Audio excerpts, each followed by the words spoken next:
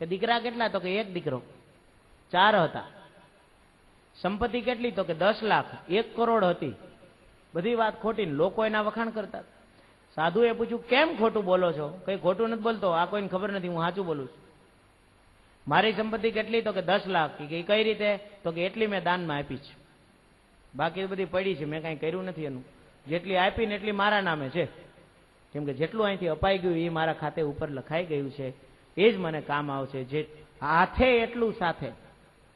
કરોડપતિ છે પણ આપી કેટલું શીખ્યા, કરી કેટલું શીખ્યા સમાજ માટે? કે 10 લાખ. એ જે મેં આપ્યા ને કે ઉંમર 10 વર્ષ. કેમ? તો કે 50 વર્ષ તો એમને નીકળી ગયા. પછી સત્સંગનો મહિમા સમજાણો તે બાપજી 10 વર્ષથી સત્સંગ ભજન કરું છું, એ જ સાચી આયુષ. બાકી તો બધી માથાકૂટમાં ગયું બધું એમને. કે દીકરા 4 છે ને કયો છો 1? તો કે હા 4 છે પણ એક જ કયાગ્રો છે, હું કહું ને એટલું કરે છે. બાકીને બધાને નામ લીધા એક એક ના. ફલાણા પાણી મોકલ. બાબાજી હમણાં જોજો. એ ફલાણા પાણી મોકલ. તો ઓલા અહીંયાથી રાડ પડી, છોકરા જા દાદાને પાણી પા. બીજાને પૂછ્યું, બટા મારા જોડા ક્યાં પડ્યા છે? કે બાપા ગોતી લ્યો ને, ન મળે તો નવા લઈ લ્યો, હું મારા કામમાં. એક છોકરાનું નામ લીધું, બેટા ઘનશ્યામ પાણી પા. દોડીને લોટો પાણીનો ભરીને આવ્યો. લ્યો બાપુજી બીજું કઈ લઈ આવું? કે આ એક છે, બાકી ઓલા 3 તો ઈ તો વારસદાર છે. દીકરાને વારસદાર તો છે, 4 નામ છે. લખવા જ પડે ને, ઓલા વિરોધમાં જાય. અમારો એમાં ભાગ છે. સેવામાં ભાગ નથી પણ મેવામાં તો છે. આવું છે. એ જ સમય સાચો છે. જે સોઈ જો ઘડી જાય સત્સંગ में જીવન કા ફલ સોઈ. જે ઘડી સત્સંગમાં જાય એ જ જીવનનું ફળ છે. સુંદર મજાનું ભાગવતનું આયોજન કઈ રીતે કરવું એ બધી મહિમા સમજાવી છે. ભાગવતજીના આશ્રયથી કેવી રીતે ઉદ્ધાર થાય છે એ બધી વાત કરી. અને આવી રીતે વર્ણન કરતા કરતા ત્યાં ગંગા કિનારે આનંદ નામના તટ ઉપર જ્યારે કથાનો વિરામ થયો ત્યારે સાક્ષાત સુખદેવજી મહારાજ અને અર્જુન ને પ્રહલાદ ને બધા ભગવાનના ભક્તો હાજર થઈ ગયા. સત્સંગ સંકીર્તન કરવા લાગ્યા, ભગવાનનું નામ લેવા લાગ્યા.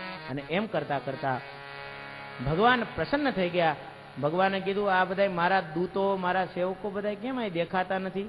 તો કઈ બધા તો હરિદ્વાર વયા ગયા. કેમ કે ત્યાં કથાનો સંકીર્તન ચાલે છે. ભગવાન કીધું, હું અહીં બેઠો બેઠો શું કરું? નનર્ત મધ્યે ત્રિકમેવ તત્ર. સાક્ષાત ત્રિકમ ભગવાન ત્યાં આવ્યા, બેઠા, નાચવા લાગ્યા. સંકીર્તનમાં ખૂબ આનંદ કર્યો. સંકીર્તનના અંતે ભગવાને વરદાન માગવા માટે કહ્યું કે માગો માગો, તમારે શું જોઈએ છે? આ કથાના પ્રતાપે શું વરદાન જોઈએ છે? હવે કથા કરવા વાળા સનતકુમાર, એને કઈ લેવા દેવા નહીં. 5 વર્ષના કોપીન ધારણ કરનારા, એને કઈ ન ઘર ન બાર, શું જોઈએ?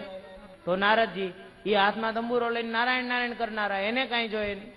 કોણ શું માગે? શ્રોતા ને વક્તા બે, તે શ્રોતા વક્તા સમશીલા. કોઈ કે અમારે કઈ જોતું નથી. ભગવાન કે નહીં, મારા દર્શન વિફળ ન જાય, માગો શું જોઈએ છે? ત્યારે નારદજી બહુ હોશિયાર હતા, આપણા બધાયના કલ્યાણ કરવા માટે થઈ અને એમણે વરદાન માગ્યું, હે પ્રભુ, જ્યાં આવી રીતે ભાગવતજીની કથા થાય અને સુંદર મજાની કથા ગવાઈ રહી હોય ત્યાં પ્રભુ વધારે, આમ તો તમે ભાગવતના રૂપમાં બેઠા જ છો તો જ કથા થાય ને. ભગવાન બેઠા ન હોય તો આપણાથી કથા ક્યાં થાય? આપણે કોણ કથા કરનારા? આપણામાં શું એવી શક્તિ કે આપણે કથા કરીએ? કથા તો ભગવાન ભાગવત બેઠા બેઠા કરે છે. વક્તા અને શ્રોતા તો સત્કાર્યના માધ્યમ છે. ભગવાન વરદાન માગવાનું કહે. નારદજી બહુ હોશિયાર છે, માગ્યું વરદાન, કહ્યું પ્રભુ અમારે કઈ જોતું નથી પણ અમારું માગ્યું આપો. આમ તો તમે દરેક કથામાં બેઠા જ હો ભાગવત ભગવાનના રૂપમાં, પણ તમારે એક વખત સૂક્ષ્મ રૂપમાં પણ જ્યાં જ્યાં કથા થતી હોય ત્યાં હાજરી આપવાની, એટલે કથાનો હેતુ સિદ્ધ થઈ જાય. જેને જે જોતું હોય એ તમે બધા બેઠા હો, તમે જેના માટે બેઠા હોય એ બધા કામ ભગવાનની કૃપાથી પૂર્ણ થાય. અને ભગવાન દરેક કથામાં સૂક્ષ્મ રૂપે આવે છે ને. ભલે ને આપણને આપણી એવી યોગ્યતા ના હોય તો દર્શન થાય ન થાય, દેખાય ન દેખાય, પણ એ આવે છે જરૂર. અને એમની પધરામણીને કારણે, એમના આવવાને લીધે જ કથાના સકલ હેતુ પરિપૂર્ણ થાય છે. ભગવાન દ્વારા આશીર્વાદ મળ્યા.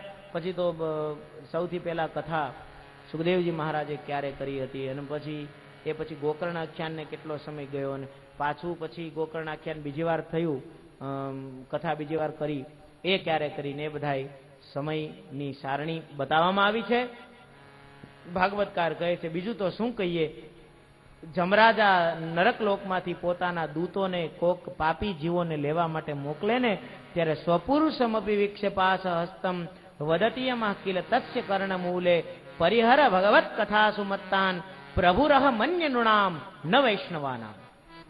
પોતાના પુરુષોને સેવકોને લઈને મોકલે ને એના કાનમાં કહે કે સાંભળો સાંભળો, ક્યાં જાઓ છો? તો કે પાપીઓને લેવા. તો કે ક્યાંથી ઉપાડશો? તો કે જ્યાં હોય ત્યાંથી ઉપાડશો, જ્યાં બેઠા હોય ત્યાંથી. કરી એ એટલે જ સૂચના આપી છે કે પાપીને પકડીને લાવજો, પણ જો એ પાપી ભગવત કથામાં જઈને બેઠો હોય ને તો ત્યાં અંદર જાતા નહીં હો.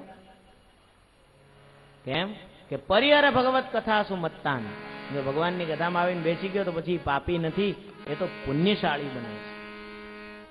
પછી એને લેવા જતા નહીં. તો ભગવાન વિષ્ણુનું ક્ષેત્ર છે. હે યમના દૂતો, જ્યાં ભગવાનની કથા ચાલતી હોય ત્યાં તમારે લેવા જવાનો અધિકાર નથી. એ કથાના મંડપમાં તમારે પ્રવેશવાનો અધિકાર નથી, તમારામાં તાકાત નથી. નકર ઓલા વિષ્ણુના દૂતો આવશે અને પછી તમને ભગાડશે તો મારું નામ લેતા નહીં. એટલે કથામાં જે બેઠા છે ને એ ભગવાનની કૃપાથી સુરક્ષિત છે. અહીંયા બેઠા છે બધા સુરક્ષિત છે, અને કદાચ જો અહીંયા બેઠા છે એના પ્રાણ છૂટે તો પણ જમના દૂતોના હાથમાં તો ન જ આવે, મુક્તિ થાય. એવું બને છે, ઘણી જગ્યાએ જોવામાં આવે. કથાનું શ્રવણ કરતા કરતા જ ઘણા પવિત્ર આત્માઓની મુક્તિ થાય, કથાના મંડપમાં જ આવું થાય. તો પણ એને યમના દૂતો આવી જ નથી શકતા, પકડે ક્યાંથી? એ તો ભગવાનના લોકમાં જાય, પછી એનો પાછલો હિસાબ પાપ પુણ્ય ગમે તે હોય. એટલે આવું ભગવાનની કથાનું મહત્વ છે. સાવ એમ કહ્યો ને, ભગવાને કૃપા કરીને આ 1500ની હાડી 250 નથી, 1500ની હાડી મફતમાં છે. એટલું આમ જો ને તમારી ભાષામાં સમજાવું તો એટલું આમ સેલ જાહેર કરીશ, સાવ મફતમાં. ભગવાનની કૃપા થઈ. એતામ યો નિયતતયા શૃણોતિ ભક્ત્યા યશ્ચૈનામ કથયતિ શુદ્ધ વૈષ્ણવાગ્રે તૌ સમ્યગ વિધિકરણાત ફલમ લભેતે યાથાર્થ્યાન નહીં ભુવને કિમપ્ય સાધ્યમ. ભગવાનની કથાનું દિવ્ય મહત્વગાન. જે જેવી ભાવનાથી કથાનું શ્રવણ કરે છે એને પોતાની ભાવના અનુસાર જો સાચી શ્રદ્ધા હોય તો અવશ્ય પરમાત્માની કૃપાથી એવું જ ફળ મળે છે. આમ કહી ભગવાનની કથાને ત્યાં વિરામ, મહાત્મ્યને વિરામ આપ્યો છે. જય જય શ્રી પદ્મ પુરાણે ઉત્તરખંડે શ્રીમદ ભાગવત મહાત્મ્ય શ્રવણ વિધિ કથનમ નામ 6ઠો અધ્યાય. 6 અધ્યાયનું એ મહાત્મ્ય ત્યાં પૂર્ણ કરી અને પછી મહાત્મ્યની કથા પૂર્ણ કર્યા પછી શ્રીમદ ભાગવતના પ્રથમ સ્કંદમાં ભગવાનના મંગલાચરણ સાથે કથામાં પ્રવેશ કર્યો છે. ઓમ શ્રી પરમાત્મને નમઃ. જન્માદ્યસ્ય યતોન્વયાદિ તરત ચાર્થે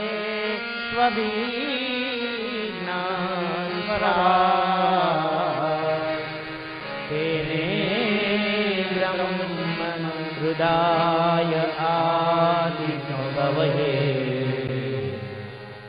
યંત્રિય સૂરય તેજો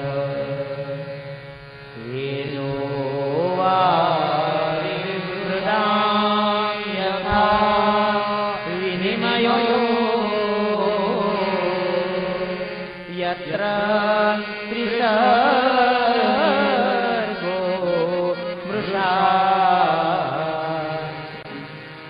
ધામ્ના સ્વેન સદા નિરસ્ત કુહકં સત્યં પરાં ધીમહિ સત્યં પરમ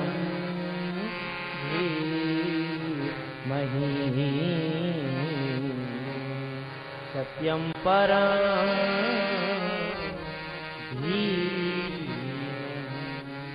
પરમ સત્યનું ધ્યાન કરી શ્રીમદ ભાગવતનું મંગલાચરણ કર્યું. મંગલાચરણનો આ શ્લોક બહુ અદભુત છે. જન્માદ્યસ્ય યતઃ અસ્ય જગતઃ જન્માદિ યતઃ, આ જગતના સૃષ્ટિ સ્થિતિ